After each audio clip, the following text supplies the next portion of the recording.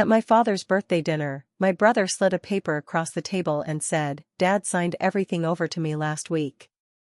My uncles laughed and my mother clapped. He was always the smart one. My stomach dropped as I looked around the table, until I pulled out my own envelope. "That's interesting," I said, "because Dad gave me something you didn't expect." When I read the first line aloud, their celebration turned to chaos.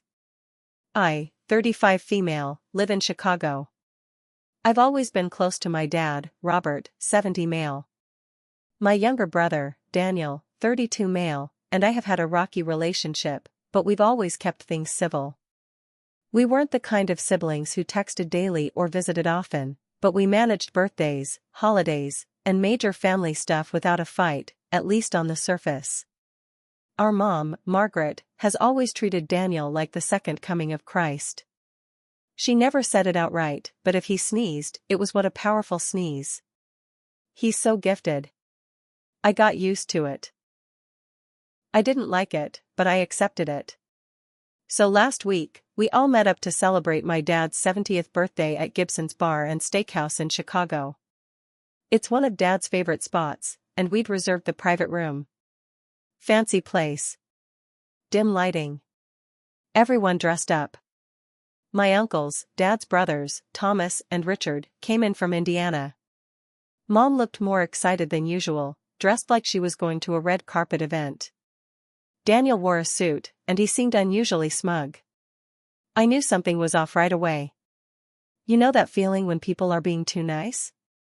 Too smiley? That was the vibe. I tried to brush it off, maybe they were just happy for Dad. Dinner went fine at first. We laughed, toasted to Dad's health, talked about old times. Then, after dessert, Daniel leaned back in his chair, took out a white envelope from his inside jacket pocket, and calmly slid it across the table toward me.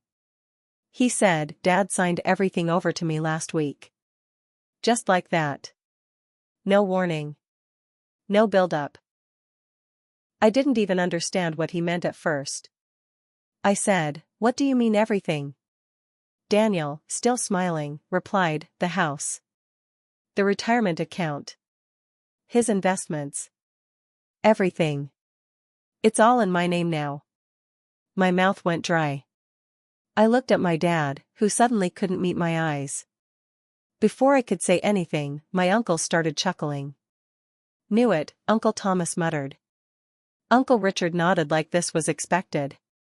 And then my mother, my own mother, clapped her hands together and said with this proud little grin, "He was always the smart one." My stomach dropped. It felt like the floor was gone beneath me. I looked around the table, trying to figure out if this was some kind of twisted joke. But they were serious. They were celebrating.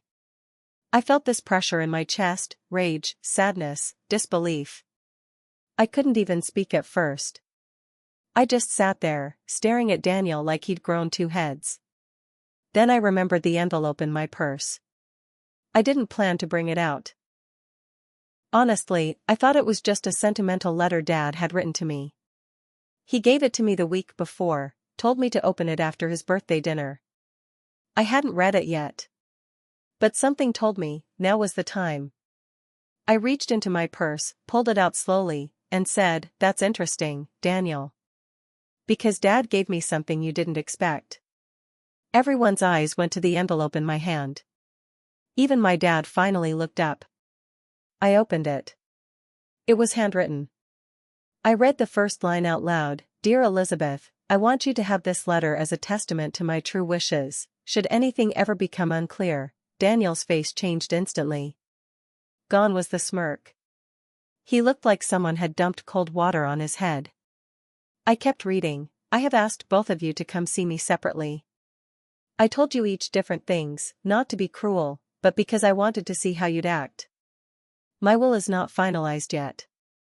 Nothing has been signed over officially. You both have choices to make." Silence. The room went dead quiet.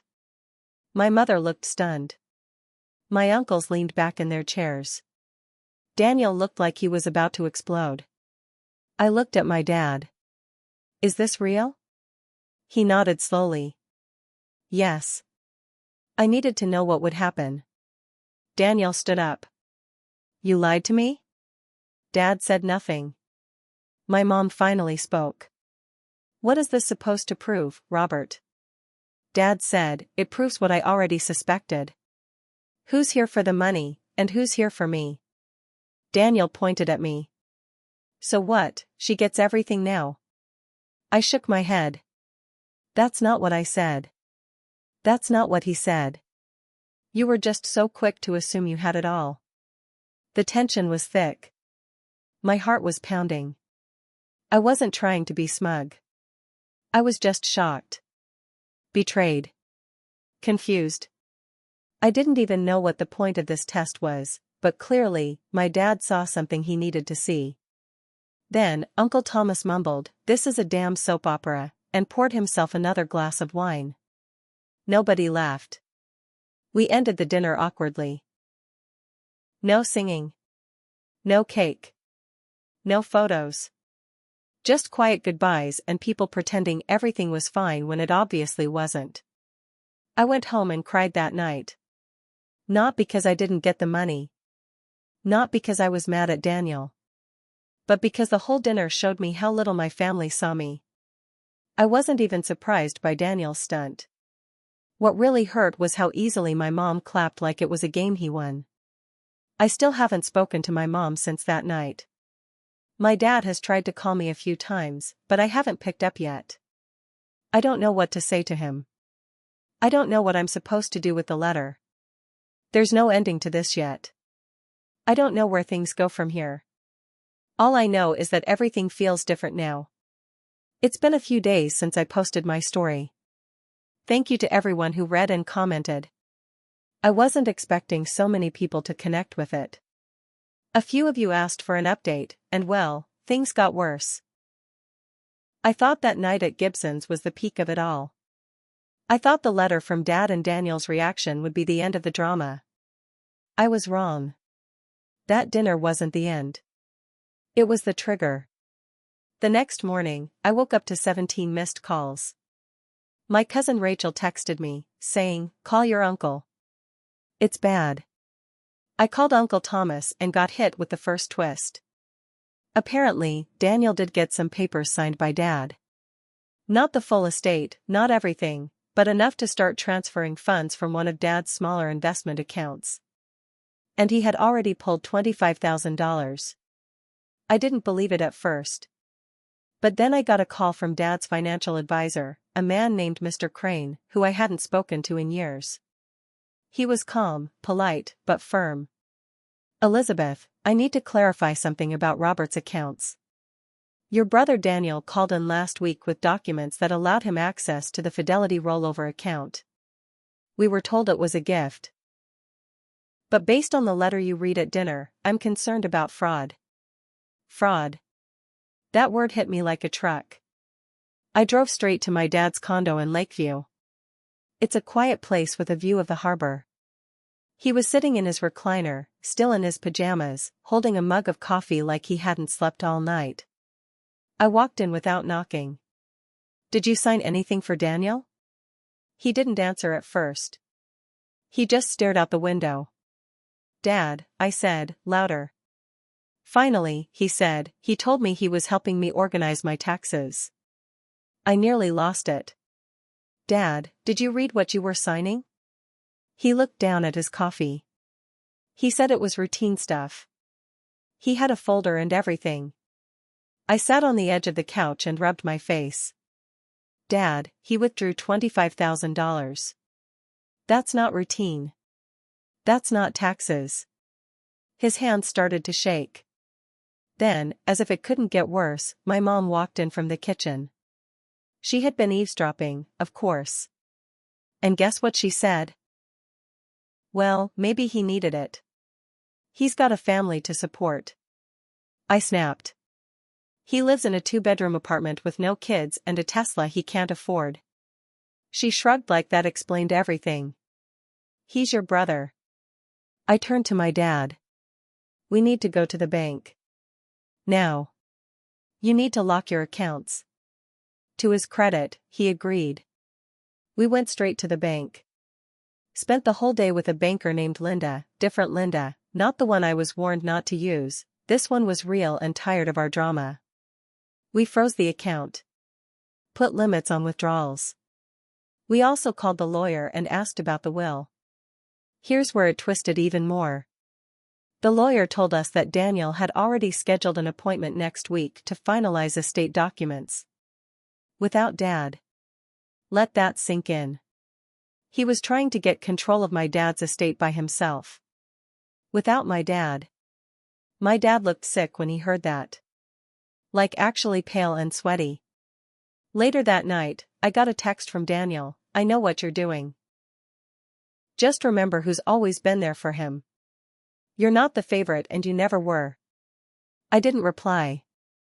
Then, the next morning, I got another message, from my mother, "You're tearing this family apart. Daniel was just trying to help. Why can't you be happy for your brother?" Happy for him? After he lied, forged documents, and tried to screw over his own father? It's like they're brainwashed. Dad's been quiet since. He's been distant, and I can tell he's ashamed. But part of me is angry at him too. He created this mess by playing games. By trying to test us. By not being clear. I've now hired a lawyer of my own. We're going through everything, documents, accounts, access. My lawyer is also filing an alert with the probate court to ensure Daniel can't try anything shady while we're sorting this out. The weirdest part?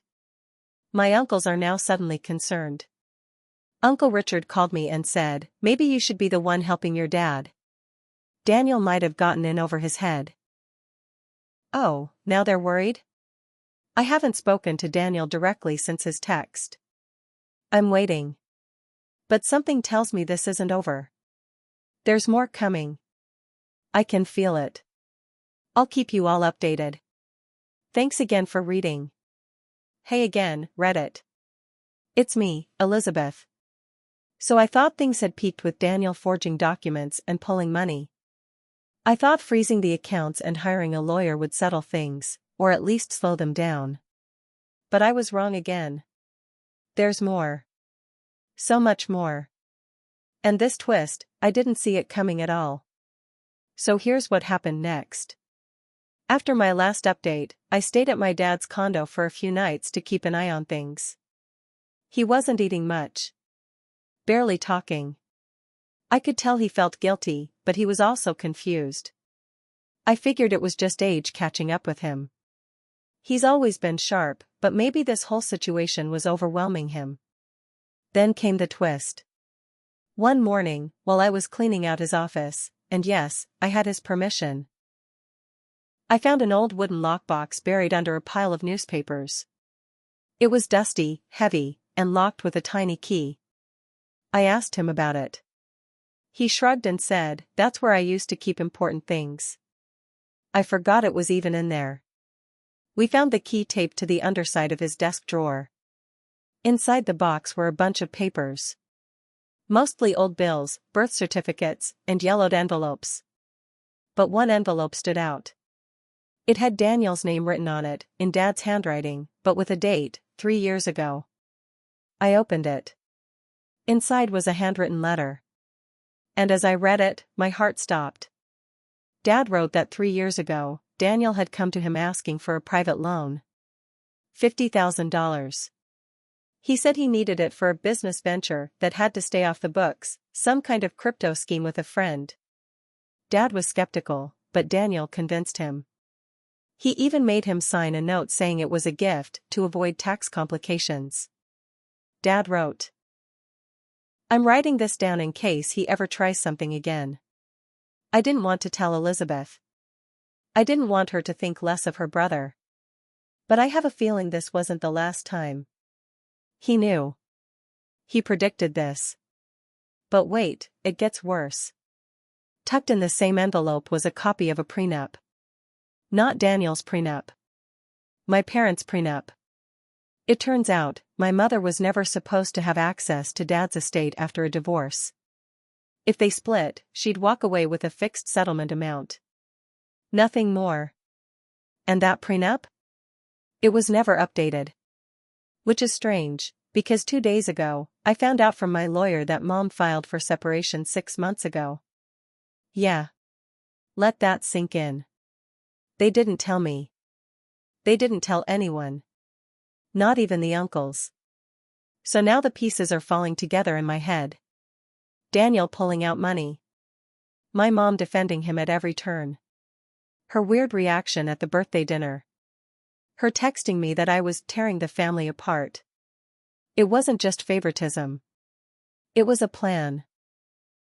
If Dad dies before the separation is finalized, Mom gets everything. And if Daniel has access to the money, well, it stays in the family, doesn't it? So now I'm starting to wonder if all of this, the forged documents, the estate manipulation, was part of something bigger. I confronted my dad.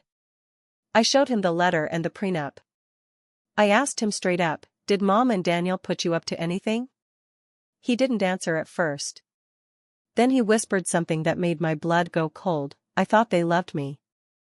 That night, I moved him out of the condo and into my place. I'm not taking chances anymore.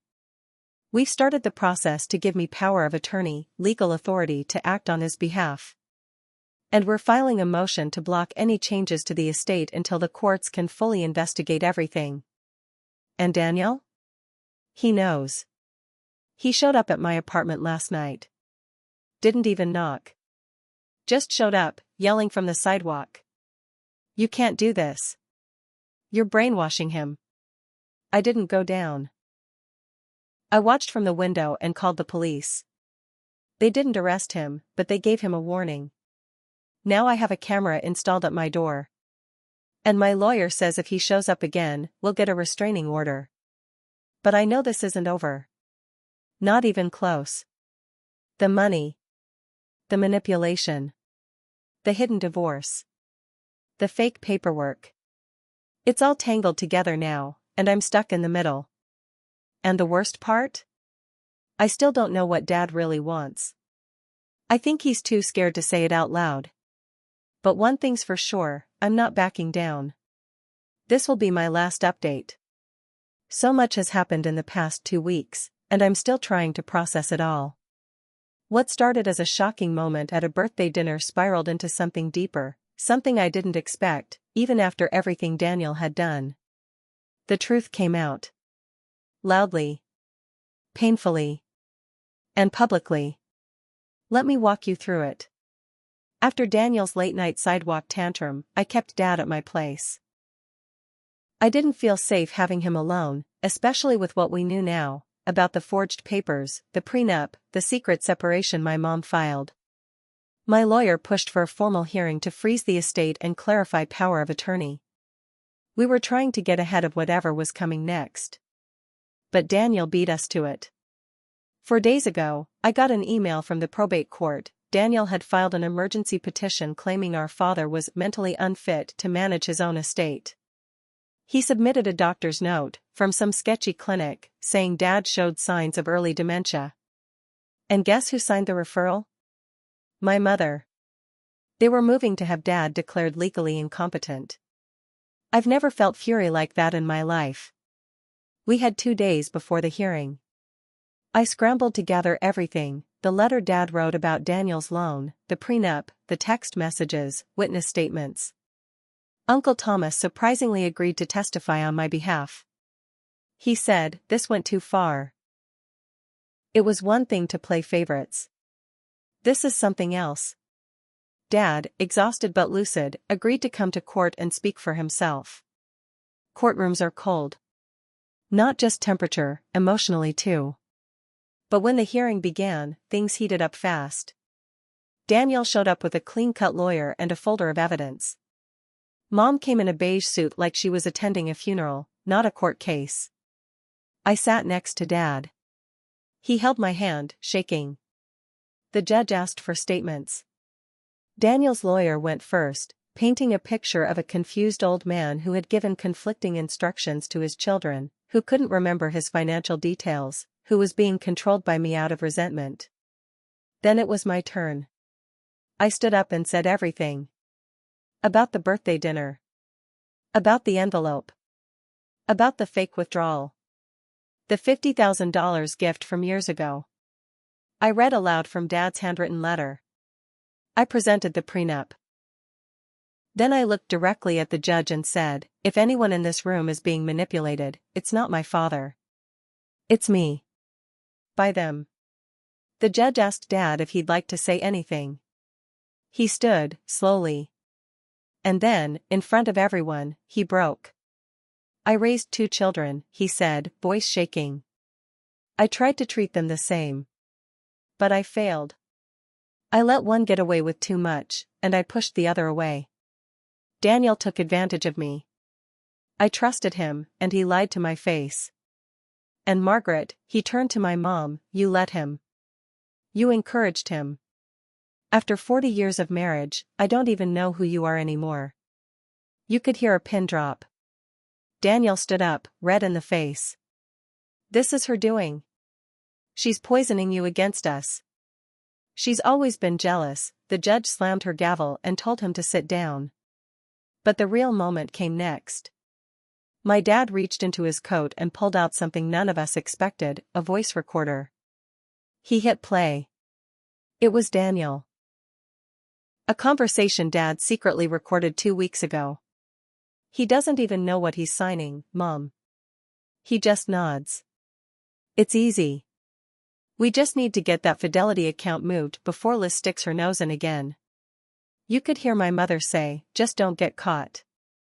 The courtroom exploded. Gasps. Shuffling papers. The judge's eyes widened. Daniel tried to claim it was fake. My mom went pale. The lawyer next to Daniel looked like he wanted to disappear. The judge ruled immediately to deny Daniel's petition.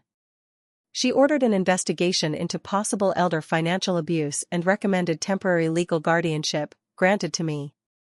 As we walked out of court, Mom tried to follow Dad. He stopped her at the door and said, you already left. I just didn't see it until now. She didn't respond. She just turned and walked out. Daniel didn't even look at me. He stormed out, muttering under his breath. Uncle Thomas walked over and put a hand on my shoulder. I'm sorry I laughed at that dinner. I didn't know. I should have paid more attention. I just nodded. I couldn't talk. I didn't have words. That night, Dad and I sat on the porch at my place. He looked so small. Older than I remembered. I didn't want to believe they could do that to me, he said. I wanted to think they cared. I nodded, staring at the stars. Me too. He reached over and squeezed my hand. Thank you for fighting for me. I've cried a lot in the last few weeks. But that night, I finally let it all go. The years of being second. The gaslighting. The guilt. I cried for him. For me. For the family we thought we had.